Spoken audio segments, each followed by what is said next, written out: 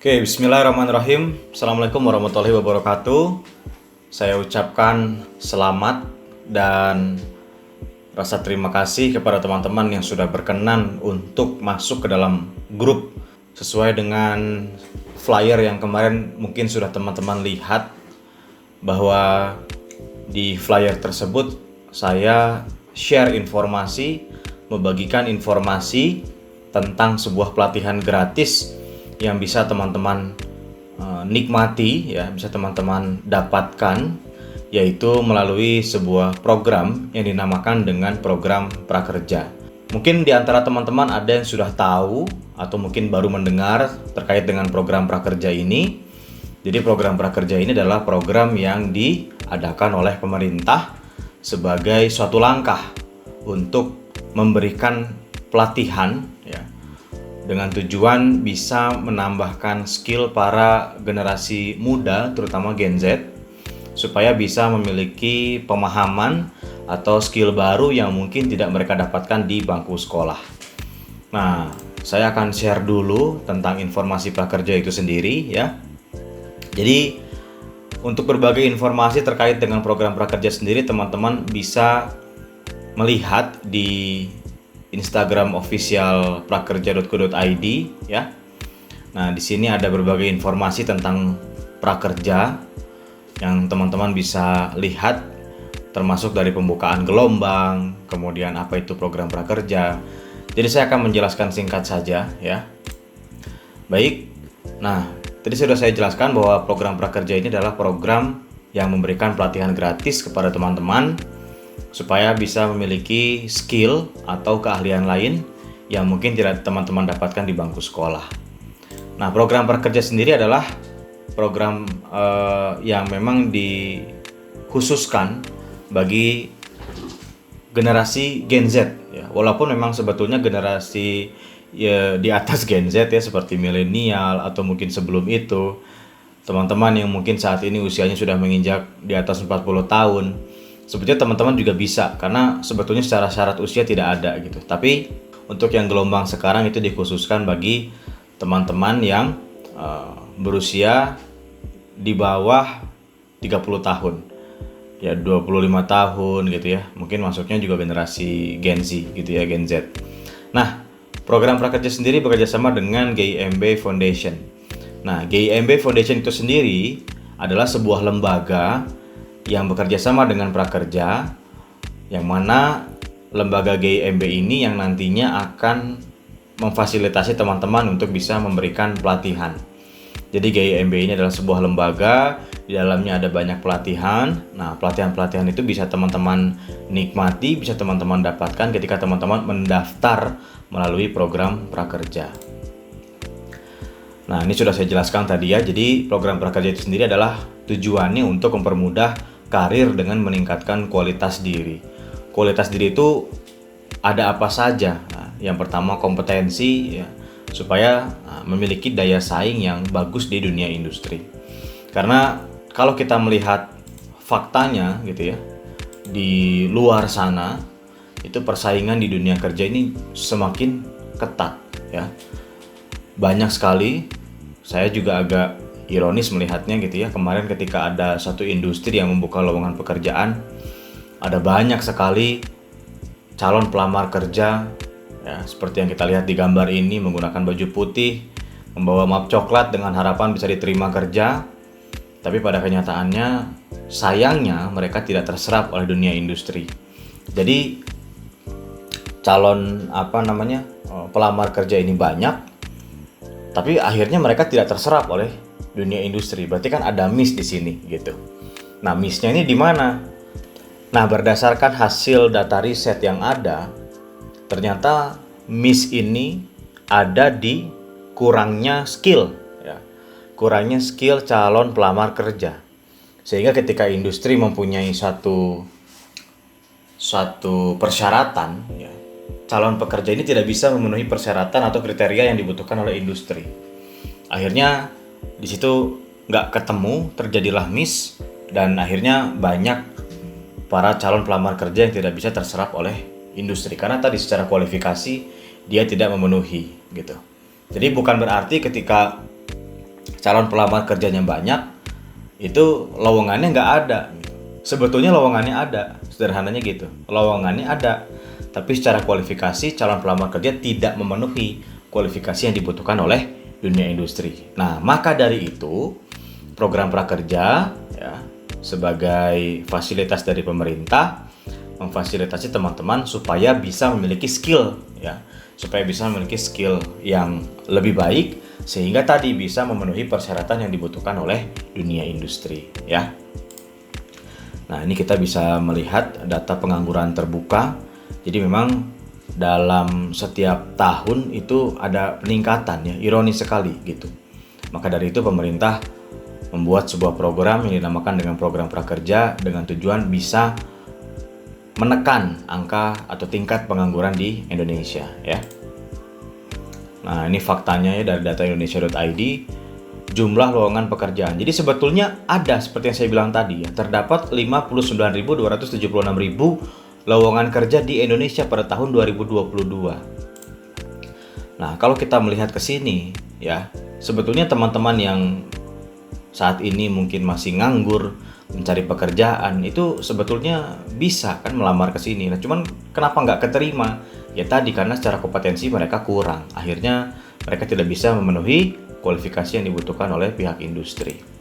Nah, ada beberapa faktor yang akhirnya menyebabkan seseorang ya, atau si pelamar kerja ini mereka tidak bisa diserap oleh dunia industri. Yaitu yang pertama, mereka daya saingnya rendah, produktivitasnya rendah, kompetensinya juga rendah, attitude-nya rendah, soft skill-nya rendah gitu ya. Jadi dari 5 kompetensi ini ya nilainya rendah gitu. Akhirnya mereka tidak terserap. Terutama attitude ya. Karena generasi Gen Z sekarang saya juga nggak tahu kenapa kadang-kadang secara adab bisa dibilang agak kurang. Memang tidak semua, tapi beberapa, dan itu cukup menyeluruh dan cukup ironis bagi saya gitu. Kayak misalkan kalau angkatan saya ya, ketika kita chat ke orang baru yang tidak kita kenal, yang pertama adalah mengucapkan salam, kemudian memperkenalkan diri. Nah, baru kita menyampaikan tujuan kita chatting apa gitu ya. Misalkan assalamualaikum, perkenalkan nama saya Tony. Nah, tujuan saya mau melamar pekerjaan di tempat Bapak. Apakah kira-kira lowongan tersebut masih ada, kan gitu bagusnya gitu ya. Kalau sekarang kan enggak, gitu ya. Enggak ada salam, enggak ada apa, tahu lowongan pekerjaannya masih ada enggak gitu ya. Lalu siapa gitu kan. Nah, akhirnya belum lanjut ke dites dia punya skill atau enggak, baru dari situnya aja udah ketolak gitu ya. Nah, tadi saya sudah menjelaskan bagaimana program prakerja ini bisa membantu para pencari kerja, para pelamar kerja supaya mereka bisa memiliki skill lain yang mana skill tersebut akhirnya bisa membantu para pelamar kerja ini diserap oleh pihak industri karena mereka punya skill atau kemampuan yang baru dengan mengikuti program prakerja ini.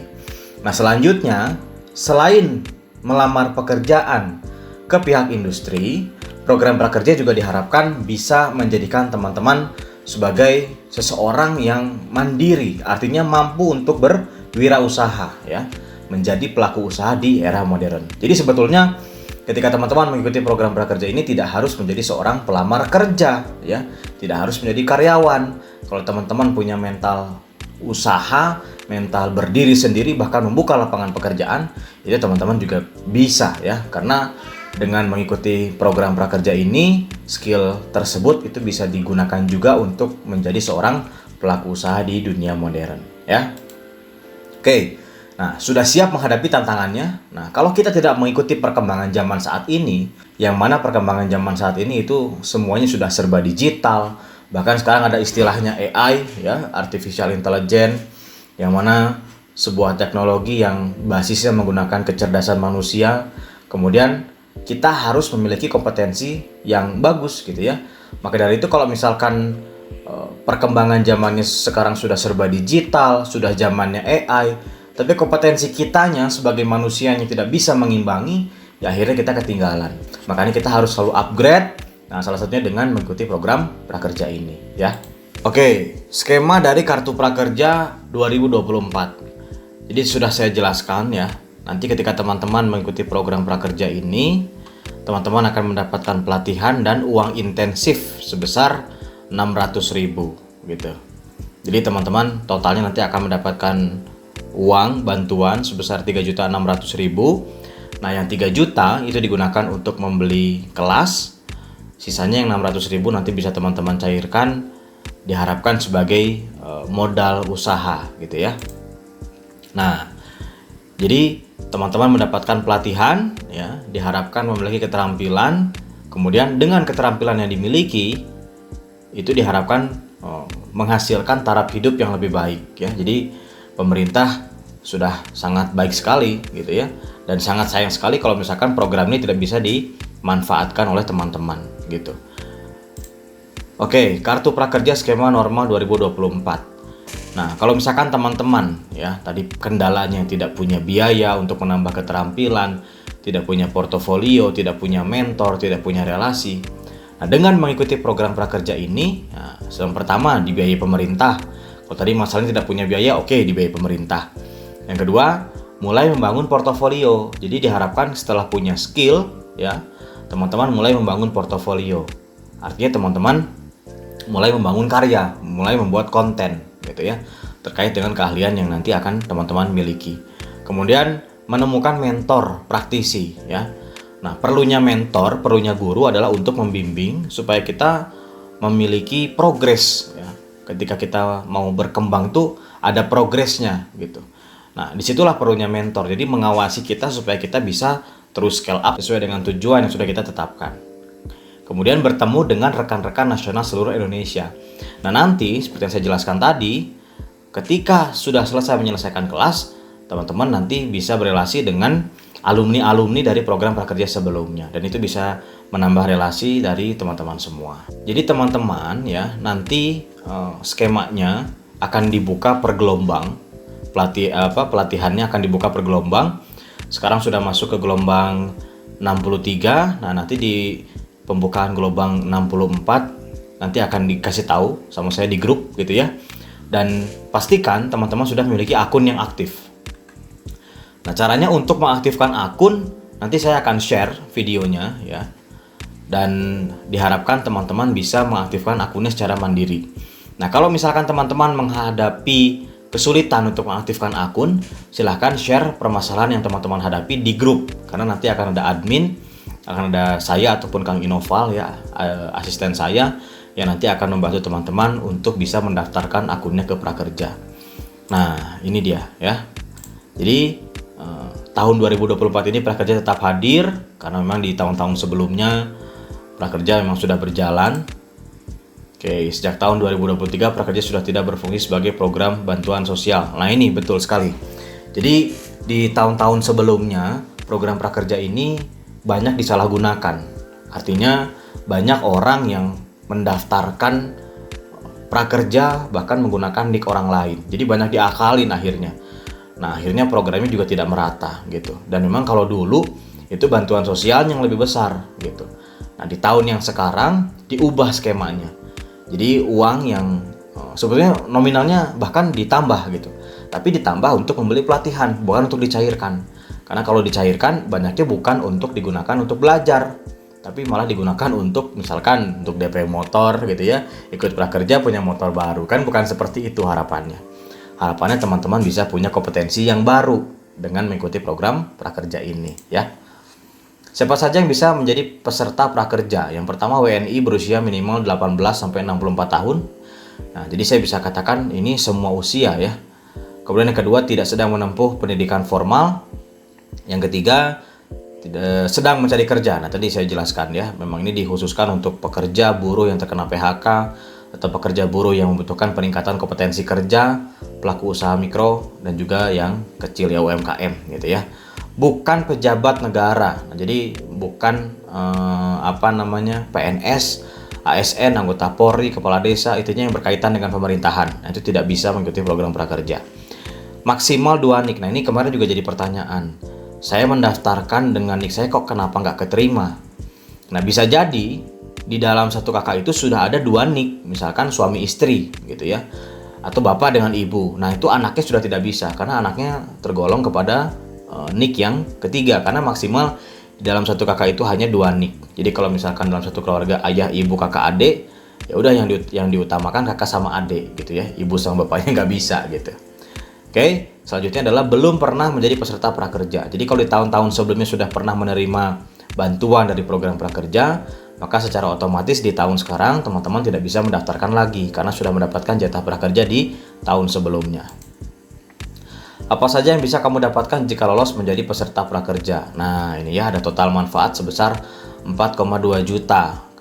Kemudian ada beasiswa pelatihan sebesar 3,5 juta, biaya pengganti transportasi dan internet sebagai 600.000, kemudian pengisian survei evaluasi sebesar 100.000. Nah, nominal ini adalah nominal yang disampaikan oleh akun official dari prakerja ya, bukan saya mengada-ngada, memang besarannya seperti itu. Oke, nah ini adalah metode pelatihan terbaru. Jadi ada offline, online ya, kemudian pembelajaran atau kelas online. Nah, nanti di kelas yang akan teman-teman dapatkan itu adalah pelatihan webinar gitu ya, yang mana pelatihan webinar ini dapat diakses kalau misalkan teman-teman tinggalnya di luar Pulau Jawa gitu ya, nanti tidak masalah karena nanti pelatihannya webinar. Intinya pelatihan tersebut dapat diakses di mana saja. Kuncinya teman-teman memiliki smartphone yang bisa menyimak kelas nanti ketika akan disampaikan ya. Pelatihan tatap muka saat ini tersedia di 17 provinsi. Ini untuk yang offline. Karena nanti online jadi bisa disimak di mana saja, yang penting punya koneksi internet. Oke, ya ini adalah rekan-rekan dari rekan-rekan lembaga ya termasuk GIMB pastinya. Nah ya, terakhir adalah buat akun prakerja. Jadi silahkan buat akun prakerjanya, nanti arahannya akan saya berikan di grup. Jadi pastikan teman-teman membuat akun prakerja mulai dari sekarang ya. Langkah cara pembuatan akunnya seperti apa nanti akan saya berikan. Kalau misalkan menghadapi kesulitan atau ada kendala teknis, sekali lagi saya ingatkan, silahkan di screenshot, kemudian dijelaskan permasalahannya ada di mana, dan permasalahan tersebut silahkan di-share di grup. Karena nanti akan ada saya ataupun asisten saya, Kang Inoval, yang nanti akan membantu teman-teman untuk menjawab permasalahan yang teman-teman hadapi ya. Oke, cukup sekian apa yang bisa saya sampaikan dalam video kali ini. Mudah-mudahan semua peserta di dalam grup bisa masuk semua ke program prakerja. Maka dari itu saya hadir karena fungsi saya adalah untuk memfasilitasi teman-teman supaya bisa terdaftar di program prakerja. Terima kasih atas segala kekurangan, saya mohon maaf. Assalamualaikum warahmatullahi wabarakatuh.